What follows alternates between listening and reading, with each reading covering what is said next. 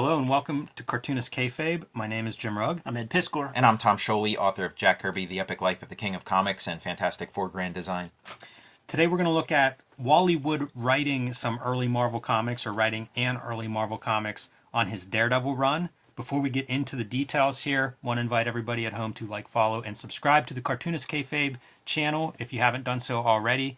Hit that bell icon next to the subscribe button. That'll notify you when we post a new video. It'll help offset the kayfabe effect. When we cover a comic on this channel, sometimes the comic can get scarce or the price can go up quickly. So if you have the notifications turned on, you can be the first one tracking down copies at your local comic shop, eBay, Amazon, wherever you buy comics. Also, let these videos play through to the end. That allows YouTube's algorithm to share our videos with other comics fans who haven't found Cartoonist Kayfabe yet. It is how we grow this channel. We appreciate your help and support in that regard. 60,000 plus so far, on our way to 6 million. So keep these videos playing and keep spreading the good word of Cartoonist Kayfabe to other comic fans. But we are here today to talk Wally Wood. Did not do a lot of work at Marvel Comics, but did do some important stuff. I feel like he really built Daredevil into what Daredevil is. It's starts with a concept. Wally Wood shows up and kind of revamps it just enough to make it the Daredevil that goes really up to today. There's a lot to talk about with this. I first popped on my radar to begin. In the early 90s, there was an Overstreet encyclopedia guide, like a bibliography of cartoonists. There's maybe 25 different cartoonists who were laid out, and then it would be a checklist of everything they ever did, in professional comics. And has Spawn on the cover and stuff. If I ever see that thing again, I need to scoop it up. So I was aware of Wally Wood from EC. There was those 1990s reprints of the Russ Cochrans that hit the grocery store and all that. And I seen his work and was blown away by his work. So I get those books, that Overstreet book, and I'm like, hold up. He did Marvel Comics. He did Daredevil comics. I have to see what this looks like, because I was like, imagine like it would be like that EC rigor with just Marvel stuff. Like it's not that, but it's still sick. Also, pulling these out and checking it out. I guess I never thought before that this is like the one Marvel comic of that era that has very little to zero Jack Kirby influence in terms of storytelling and hyperbole and like all that codified Jack Kirby language from the beginning. It's Bill Everett, it's Joe Orlando, and then it's Wally Wood. So there's not that Jack Kirby type pacing anywhere. Like Jack would at least lay shit out for like Don Heck to go over or something like that, but it's completely non-existent. So it does feel like a Thunder Agents pace or something, like the whole layout and setup and all that. This first page reminds me a lot of DC Comics superhero style. Elegant is something I think about, good figure. Flipping through some of the previous issues, because Wally Wood does, 6 or 8 issues probably total. The elegance in the figure work is really interesting to me, because like you, Ed, I think of him as EC Comics, not superheroes, right? So when he comes to superheroes, it's almost like, what does he do with superheroes? And what I see is really elegant figure work. This is a good example. You could tell that Ken Landgraf learned to draw eyes from Hollywood. And the other note, I think, is Bob Powell doing layouts, which is Bob Powell, really celebrated, or at least in my mind, a highly regarded Golden Age artist coming out of the Eisner studio. I would see reprints of his in like Mr. Monster sci-fi comics, and just very detailed, amazing with a brush. So weird that he's doing layouts when you think of the Marvel method of writing with Wally Wood on script and art. So we're not checking out. It's not just for Wally Wood that we're checking this thing out, man. If we did that, we could have did issue 7 or whatever when he established a red costume.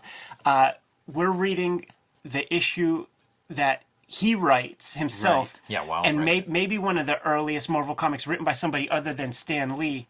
And if you could just read portions of this where Stan Lee, as editor, is setting Wally Wood up to fail and to make all the readers suspicious. Yeah. And 2 great surprises await you in this offbeat issue. 1, this is Daredevil's first real mystery thriller, complete with a zillion suspects. Interesting, this is a 2-part story. That's my side. Yeah. 2, Wally Wood has always wanted to try his hand at writing a story as well as drawing it. And big-hearted Stan, who wanted to rest anyway, said okay. So what follows next is anybody's guess. You may like it or not, but you can be sure of this, it's going to be different. Thanks a lot, Stan. Now, if you read, this is Stan's modus operandi. If you read like Origins of Marvel Comics, another early non-Stan writer would be like Larry Lieber. And when he's talking about the origins of Thor and talking about them, it's the exact same lines. It's Larry was hounding me for ages about how he wanted to try his hand at writing. I threw him a bone and blah, blah, blah. You know, and now part of the Marvel thing that Stan develops is this sort of like self-deprecating humor. It's like, we'll build ourselves up and then we'll make jokes at our expense. But like when he's talking about himself, it's that. But when it's anybody else, he reverses the equation where it's like, I'll pound you, I'll give you a ton of shit, and then I'll give you some faint praise mixed in. So, you know. And just with the reputation of Wally Wood, like salty dog, you know, and probably didn't find the humor in this kind of shit. So he does only write this one issue, and then we'll leave that up to more promo cuts come issue 2. All right. I mean, when Wally comes in, Stan was so excited to get all these EC guys at Marvel. And when Wally came in, he was really stoked about Wally and felt like he's got another Jack Kirby or Steve Ditko on his hands. A guy who he can just like let him rip, let him do his thing, and then come in. But Wally didn't like that arrangement. It's like, if I'm going to do writing or co-writing, I need to be credited as a writer and paid as a writer. And that's why the Marvel system spit him out, because he couldn't play ball like those other guys could. Bi-monthly schedule, Daredevil at this time. Only mention that because there is Bob Powell doing some of the art chores. I don't know if that's reflective of what exactly. Mm-hmm. But I think the other thing, Wally Wood got a little bit higher than the Marvel page rate. A significant cut from what he was getting at EC Comics, or yeah, sure, almost offensive compared to what he was getting at Mad Magazine. But still an acknowledgement of like, this guy is great, so this is as good as we can do. And I wonder if he was getting more than Kirby at that point. Could be. I mean, he was a star. Yeah. The legacy of these characters, Catman, Ape-Man, Frogman, all these guys, show up with Count Nefaria in the reintroduction of the X-Men issue 94 and stuff. Oh, wow. Like, those dudes show That's up. wild. I had no idea. They are strange. The look of them is strange. They don't seem like Marvel characters. They seem more like DC or Charlton or Tower, but they've become Marvel institutions. It just goes to show like Kirby's point of view and Kirby's imagination really is the Marvel stuff. Because like anybody who creates something different, like anybody else who adds to the soup, it's clearly not Kirby. It This feels is a weird off-brand. fit. It feels off-brand. You know what it reminds me of here, though, is like a Steranko. And I don't know how accurate this recoloring is, if this is close to the original comics, but it's kind of neat, this monochrome of Catman coming into this prison to free another one of the Ape-Man guy. And as far as character designs, my favorite thing is this cat has like a beard, a mustache and a beard. It's so bizarre. This sequence is a great sequence. It is. And the the pacing and the layouts are pretty different from the other issues. So I don't know whether to chalk that up to Wally Wood's writing, Bob Powell's layouts, or what. But Yeah, it's hard to tell. It's nice. That page was a Golden Age Comics amount of pacing. Right. With 4 tiers. Funny how these characters, too, resemble, like, this is going to be our Frogman, obviously. Poor bastard. Yeah, it's not flattering.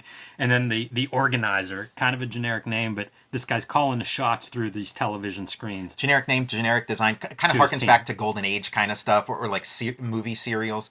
And the writing, it's not bad. It's good. It's like better than average comic book stuff, but it doesn't have that little bit of like Stan Lee oomph of like gags and jokes. Right. You know? The visual gag, though, our Hawk character with the big nose, I have a Super Hawk in one of the Street Angels, and it's the same deal. Like, you have to put a bird beak on him if he's going to be a bird character. One thing that surprised me, I haven't read a lot of these comics before this, is how much... This is Daredevil. Like, he's formed. The lawyer stuff is really all established here, and it surprises me in that the law stuff... You know, like Foggy Nelson's running for the DA with this organization, with the Reform Party, like a third party here in New York. What's a kid thinking of this? Yeah, right. That would be, I'd be so confused. Like a DA and what is this It is like storyline? a more involved story than would be typical for Marvel too. It is kind of like grown up stuff. It's politics. I don't know if like, like the JFK era or whatever, people are more Karen minded towards Page that. is this like love triangle that goes on throughout these 2 issues as to like throughout like the next 30 everybody's years. interested in each other, but exactly who does she like is hard. Even Daredevil's ultra hearing can't tell with her heartbeat fluttering. But they're heading out on a yacht to talk Reform Party and celebrate Foggy Nelson's DA. Look at this. Like this was this is artograph projected Yeah, right. from some travel brochure, no doubt, man. Right. Yes. Foggy's off model. That's worth noting because we'll get comments on that. He's kind of a handsome. Sure. Yeah, you could see why she goes for him. Yeah. And you see a lot of newspaper headlines used in these early Marvels as ways to advance stuff. Nice radar effect too early on. Man, he looks good. When He you think does. of this Yeah. as being like early '60s comics, it has a sophisticated look. Absolutely, and like the lighting, abiding by like sort of proper lighting with that costume. You know, he establishes the whole look of Daredevil going forward. Yeah, I love the Ditko Kirby stuff, but to me that has a more simplified style. You know, I go back to elegant, but some of that is just execution, and it almost makes sense to me why Wally Wood is like a finisher over Bob Powell, because that's what you're getting in terms of separating this from, say, a Kirby Ditko comic. Yeah, like the styles of Kirby and Ditko it's made to be banged out. You know, like they're codifying stuff, and it's like iconographic. But this is like, you know, subtlety in striations on the musculature, accurate lighting. I think they're still working two up at this stage too, and you see it on his pages. Like look at the lighting on the back. Like he does it so much and so well. Yeah, that's beautiful. But all of this is like all the underwater stuff. You get to see his figure work showing off, but you see it consistently. Like that's the one thing with superhero comics is like you got to know that figure. These figures are as good as anybody was doing in comics. But you see how it lacks the Kirby dynamics, and like if this was if Marvel Comics didn't exist and it was just like Atlas and stuff, this would be the template for superhero comics going forward. But the power of Kirby fucks this up a little bit. It does. And then it creates that argument. Like if you watch that Kirby documentary where it's like Jim Lee and Neil Adams and those guys talking and shit, where they're like, I hated Kirby. Like I didn't understand it at all. Like that's what they're talking about. Because like the illustrative guys. Yes. Or like when we were talking with Brian Bolland, and we were talking like his version of Man, I'm glad you said Boland. Yeah, This feels like Boland. like the figure stuff. Like what was the exact word we used for like precision? Like we used the word precision when talking about Jim Woodring and stuff like that. And he's like, Brian Bolland said, well, they're not really precise, and like what he meant was anatomically correct. He didn't mean like precise of line. I love this as a storytelling, a cutaway, as part of the storytelling, part of the page. Yeah, with That's the amazing. characters doing stuff. This could be a David. If you told me that was a David Mazzucchelli panel from his early in his Daredevil run, I would believe you. And I think this speaks to the precision, Ed, that you're talking about, like perfectly composed between those panels, or between those buildings, rather, so that you get the figure. You know, it's almost too pretty. It's very stiff. It is stiff. DC editors at this time would say, Marvel Comics look like shit. Why are they kicking our ass? Now, they wouldn't say it about this comic, I'm sure, but the Ditko when you compare the Kirby stuff, stuff. like there's the slickness and the craftsmanship of those DCs that is just completely different. Like the rawness of Ditko and Kirby. I love this panel with Matt Murdock sneaking in, like for three characters. It's that cinema kind of thing where it's like clearly Foggy's enthralled with this girl, and now Matt's your odd third wheel in this relationship. But the story here, you know, going back to Wood writing this is an old flame of Foggy Nelson from I think middle school, junior high Elektra. school, and she's come back to his life from that yacht party conveniently, part of the Reform Party, and maybe keeping him on the path they want him on. It seems like throughout the early issues, the Billy Club is a little Deus Ex Machina weaponry right there, dude. It reminds me of there was a RoboCop cartoon in the 90s when I was a kid, and that little claw that comes out, the little needle thing, could do a lot of stuff. pick locks. There's a fire extinguisher in there, all kinds of stuff. This organization keeps like being one step ahead of Daredevil. By the way, he picks this lock, and it's kind of cool. He's talking about his radar allows him to see the tumblers falling into place. Kind of a neat application of the Daredevil powers. That's a sick shit too, man. Because like I go into hacker conventions and stuff, and like I got a lockpick set and got pretty good at that stuff, and you could like feel the little tumblers like fall into the main thing. Also, the hero at odds with the cops. A lot of that early Marvel, not anti-heroes, but just how these superhero vigilantes fit. That's a great panel with like all the cops. Look, I mean, it's perfectly composed, right? Yeah. You've got one cop between in the spaces that his body is defining, almost like he's a gutter. Yeah, it's that thing of like when you are like projecting images and tracing and stuff like that, you can arrange stuff at like this rough level. You know, like that's the stuff that like I've been doing with using Procreate, of just like using that program to like just create the most bulletproof compositions possible to make, because you might like the gesture you drew of this character, but now the hand is touching the border. Nudge it over a couple millimeters, push it down. I think he's using a technique like that. Yeah. The stiffness of these characters indicates that. Yes, and also like the perfect composition, you know, like running right in front of the, perfectly centered in front of the Foggy Nelson poster. I really like this whole billboard thing, and like I really like that, and this whole political backdrop feels ahead of the curve too. Like that they were doing this kind of stuff in Marvel Comics maybe like late 60s, early 70s. The other thing that you could tell about like when he's tracing stuff off is that you know, the superhero is like 10 heads tall or whatever. Like he doesn't abide by that. Like all he would have to do when he traces off a figure is like shrink the head a touch, and then you have a 10-foot head character. But you could tell he's just tracing off a swimmer and keeping all the proportions exact. This feels very like this is a good example to me of trying to create depth in one of these, and kind of an iconic. A lot of these Daredevil poses to me feel iconic. It feels that, you know, that's the thing that I took away reading this, is like, wow, this really is the template for Daredevil for decades. This is like a Mazzucchelli body. There's a Mazzucchelli Daredevil colliding with somebody in that. Definitely. Cartoonist Kayfabe is brought to you by the comic books that we make. Out right now, man. Red Room Trigger Warnings, issue 1, 2, 3, and potentially issue number 4.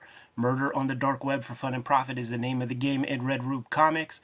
Every issue is completely self-contained, so when you see these comics out in the wild, scoop it up, you're going to get a full experience, and if you dig it, go grab another issue by Jim Rugg. Hulk Grand Design Monster, Hulk Grand Design Madness. The man takes 300 issues of Incredible Hulk per issue and crams them into a succinct 40-page story, an incredible romp that encompasses all of the best hits from Incredible Hulk lore. In stores now. Scoop up these books. Now that we're done paying the bills, back to the video. These also look really good in black and white. Yeah. Because of the way he colors the figure, you know, like the figure has so much black in it, it almost always pops. Yeah, it's his costume is almost like reflective. Yeah. It reflects black. Once again, you know, trying to keep up with these guys and just struggling. That Catman character kills me. So bizarre. And so I think there's like some, you know, passive-aggressive verbiage in this end blurb too. Well, one note before we read that is there's Foggy's girlfriend, and you can see she's involved with this organization. So nice twist. Daredevil learns, like, oh boy, now I've got to... How do you protect your buddy who, you know, the girl that he's with is not what he thinks? All right. Now that Wally got the writing out of his system, he left it for poor Stan to finish next issue. Can our leader do it? That's the real mystery. But while you're waiting, see if you can find the clue we planted showing who the organizer is. It'll all come out in the wash next issue when Stan wraps it up. See you then. I don't find this too... it's not great, but he does write this about himself. Like, there are a lot of comics that open, like you said, Tom, where he's sort of like, stick with us, true believer. We'll try to get the pieces to make sense. I think it's a subtle difference, but it is very real. It is very major. It is very pathological. If you pull the ones where he's talking about himself, it is more complimentary with a little bit of self-digs. This is like, you suck, but hey, it's not that bad, I guess. Well, we can continue it. Yeah. Wally Wood wrote part 1 of this 2-parter last ish, just for a lark. But now it's up to sly old Stan to put all the pieces together and make it come out okay in the end. Can he do it? See for yourself. Again, a lot of comics that Stan writes has some version of that. I think that you're playing right into his hand. I think so too. He's playing me like a fiddle. Yes. Absolutely. Because it's one thing to be self-effacing when you're like the main dude on the masthead and stuff, but this is other people you're playing with, and clearly like Wally Wood was like trying to do something. Go back into the credits for this issue now. It's rearranged credits, yeah. We have Stan Lee writing, Bob Powell penciling, Wally Wood inker, and I think this is it for Wally Wood and Marvel, right? This is like, yeah, his swan song there. And I wouldn't be surprised if Wally did do some like uncredited writing on it. Like his process is you can't quite put your finger on it. There's like stuff he does early on, there's stuff he does late, so I wonder if Bob Powell is working in Wood's studio. Like it seemed like he always had people around him, and you read stories and accounts of him, and sometimes there's several people working in there. So that would make sense, right? Yeah. Wally does do some other stuff because he did that cover for The Cat and maybe even like drew some of that issue. And that's like was that in the 70s? 70s? Yeah, no, but this is like the Marvel era, like that, Right. like 60s Marvel. Now, like another thing to note with like the Stan Lee authorial voice, it's like, when I was a kid, you'd watch the cartoons. He's like, "Hey, everybody, this is your old pal Stan Lee," and then he'd go into his spiel. In these 60s ones, there's this like omniscient narrator that is not named as Stan. And in fact, he even talks about Stan. He's like, well, Stan did this and Wally did that. But it's written by Stan, but it's kind of like the voice of Marvel, which is kind of an interesting thing. You can be the voice of God. So when you're complimenting Stan and putting down Wally Wood, it's not Stan putting down Wally Wood. It's God putting down Wally Wood and boosting Stan. That's a funny way to frame that. Daredevil cuts loose Foggy's girlfriend without acknowledging that he knows what's going on. This is supposed to be a ruse on her part to trick Daredevil, and so his plan is to follow her. Maybe she'll lead him back to the leader. It doesn't work out that way, but I feel like that's really clever storytelling. It's one of those examples of like, what can we show and how does it make sense? And that's all pretty good, very logical. This pose to me, that feels like something every Daredevil artist has copied since then. It's so good. Yeah, it's like a circus trapeze kind of thing. And for all my criticism of like Marvel's recoloring, something like this really works where like your red just pops off of that page.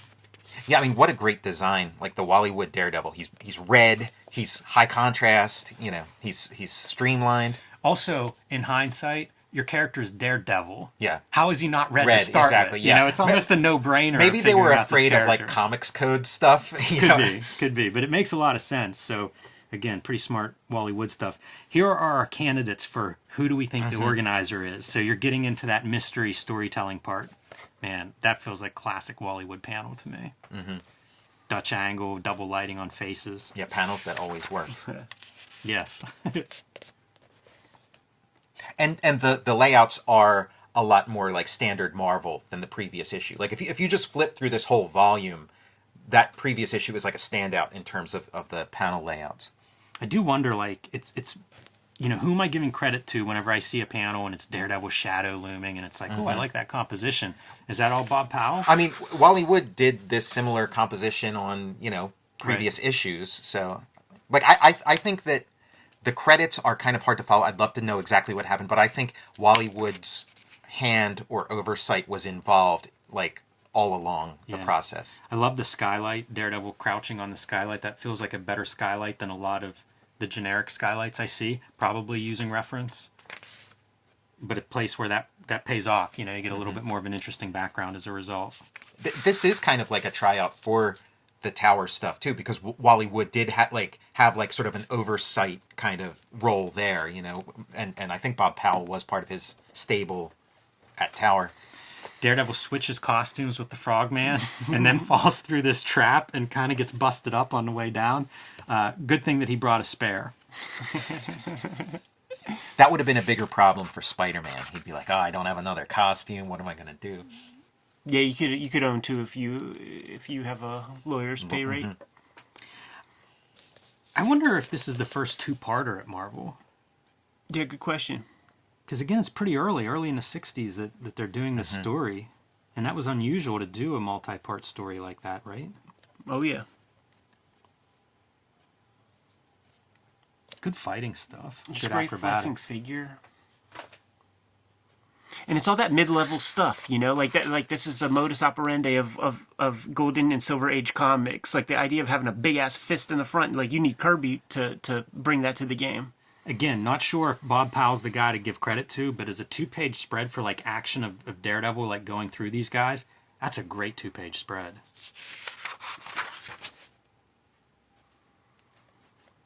Taking care of this team. That's a pretty good punch. Looks like that hurts. Love this. Oh, yeah. That feels like that pop art that Marvel would put in their logos. The way the horns were done when Wally Wood created it, that's my favorite approach. Not the kind of curvy Yeah. horns that it becomes with like Gene Colan. And the big eyes that are just like part of the mask. And so they figure out that this guy is the guilty party, right? He was trying to, I forget how they pin it on him, but it's pretty manipulative, and that's what they decide is proof that he's guilty. And Foggy Nelson coming out on top. Disappointed that he doesn't get to be DA and that they just used him for, as somebody as a pawn that they could manipulate. But Yeah, the clue from last issue is that the organizer had this ring on right there. So if you saw this dude in the earlier issue, and you saw the organizer also had that same thing, so that's how they knew. I'm surprised there's not a line of Mystery Comics that does this kind of stuff. Yeah, Dash Shaw's Clue comic did that shit. Right. Where like it would be impromptu, it would show a scene, and then it would flip the page, and then it's like, all right, don't turn back. Like, let's see how your observational skills work. Like, the killer is there, and there were clues, and so here's the man who was the killer. And it shows like a cutout, like just like silhouettes of everybody. Now, who was standing there? What was he holding? Right. What kind of color shoes did he have? It was sick. Yeah, it was that's so cool. dope. And Karen Page, man, Muddy in the Waters. Where does her heart lie? This is still very Marvel, where it's like Yeah. you tie things up, but give yourself a little bit more for the soap opera, for the pathos stuff, to continue to, like, the story engine material, to, like, bring people back, next issue. Big change here, too. Like, this is Murdoch leaving the practice, right? They're having trouble paying the rent. They don't have enough cases and stuff. Good time for everybody to go their separate directions, or at least Matt Murdoch. Wally Wood's leaving. Right. John Romita's showing up. And you talk about, like, the Kirby influence and the lack of it on here. I think they've also, like, this early in the game, haven't quite figured out the Marvel formula and the Kirby formula. And Stan Lee would have his spiel where, like, new artists would come in and be like, do this like Jack. Jack does this, do this, do this.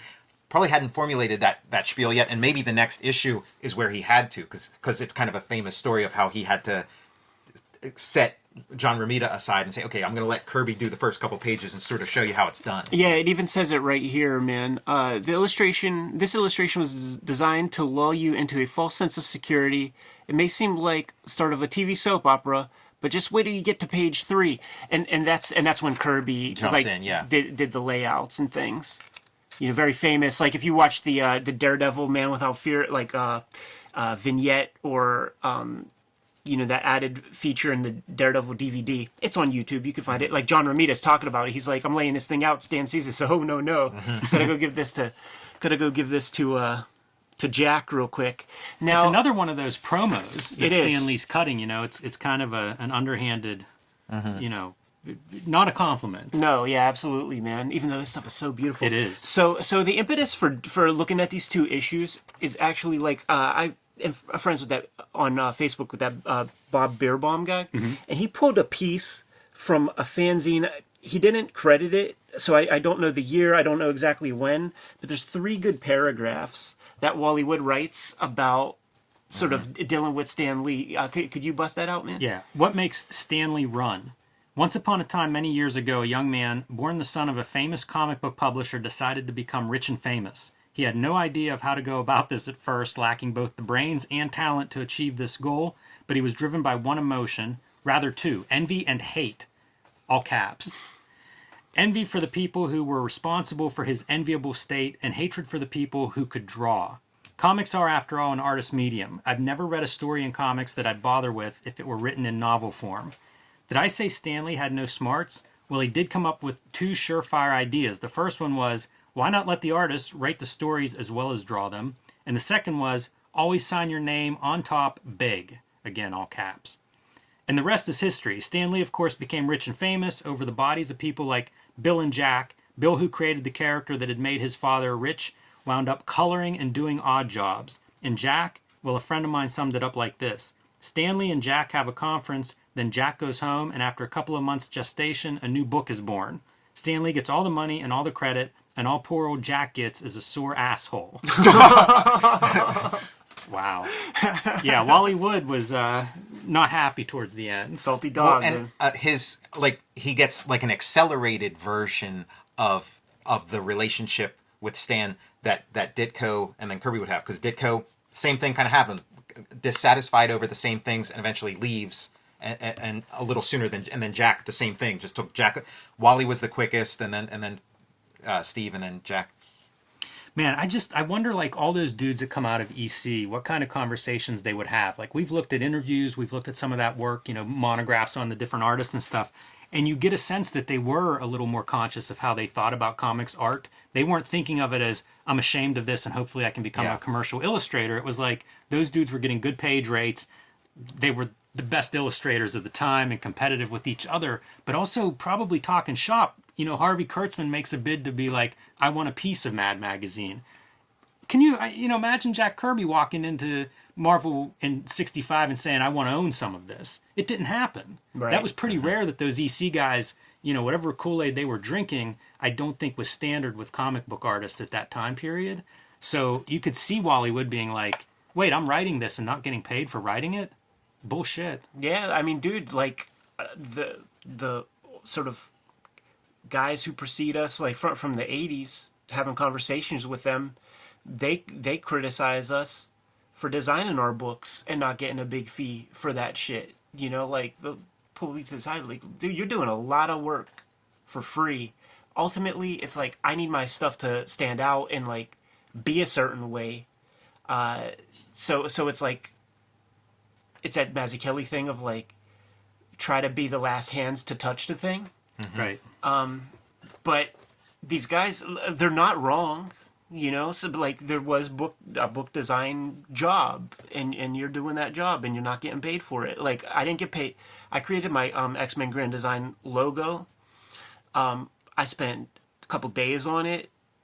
Like, it was an intense job, just getting all that shit to line up. I didn't get $1 for that shit, But I wasn't gonna, like, have some hack bullshit piece of lettering that blends in with all the other, trash Marvel logos that are out there right now. It's a line you have to walk. It's decisions you have to make for yourself. Yeah. Things are not so clear cut as they're coming at you in real life. There's, you could say, like, looking at Wally Wood's life, he might have benefited if he ate a little shit for a couple more years, stayed on Daredevil, and created maybe some, like, the equivalent of, like, a Coming of Galactus or something. If he stuck, some really great mid-era, Marvel kind of thing. But it's, we got to make these decisions for ourselves. It's good to be aware of these things, and You know who would be hurt the most, man, from making a logo if they did not get paid? And I'm sure they didn't get some royalty, but, like, Steranko created the X-Men logo, like the iconic X-Men logo, just on the cover, like, one of his things, man. And then, like, all the stuff, I mean, it's a Nike symbol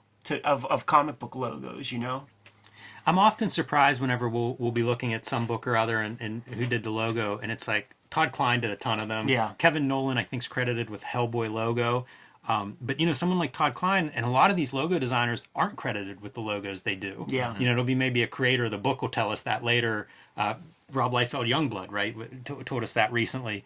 So, underappreciated part of comics. It feels like that's the history of at least the comic book side of comics. Hopefully that stuff is changing and getting better and improving, but I don't know. Like you say, Tom, it's kind of a personal choice how you manage these things, and I'm glad anytime this information comes out. Yeah, for sure. You guys good? Yes. All right, man. Kayfabers, like, follow, subscribe to the YouTube channel, hit the bell so that we can notify you when new vids are available. Jimmy, what's out there? Hulk Grand Design Monster and Hulk Grand Design Madness, my retelling of the 60-year history of the Incredible Hulk, writing, drawing, coloring, lettering, logos, everything. You can pick that up wherever you buy comics. It's in shops everywhere now while supplies last. And you can join me on patreon.com/JimRugg to see how I make all the comics I make and to see more of my comic art. Red Room Trigger Warnings, issue 1, 2, and 3 are on the stands as we speak. Murder on the Dark Web for Fun and Profit is the name of the game in Red Room Comics. It is banned in 28 countries. It is banned in 10 comic shops, but you can order those comics at my link tree in the description below this video. You could also hit up the Patreon and read the comics right now, man. More than 200 pages are in the archive as we speak. Put up new pages every Tuesday. $3 for the archive. Tom, what do you have? For more Daredevil action, check out Fantastic Four Grand Design. He has some, really cool moments in that story. You can learn more about the creation of Daredevil in Jack Kirby, The Epic Life of the King of Comics. Go check out my Patreon and watch my YouTube channel, Total Recall Show. I should mention Daredevil's an Incredible Hulk too. Runs into the Hulk and then wakes up in a hospital. So I don't know if they're cool moments for Daredevil, but it's fun to get a little bit of that in. Listen, it's a Hulk comic. What else do we have out there, Jimmy? Subscribe to the Cartoonist Kayfabe e-newsletter at the links below this video. You can also find Cartoonist Kayfabe t-shirts and merchandise at the links below this video. That's another great way to support the Cartoonist Kayfabe channel. Give them those marching orders, Jimmy. We'll be on our way. Read more comics.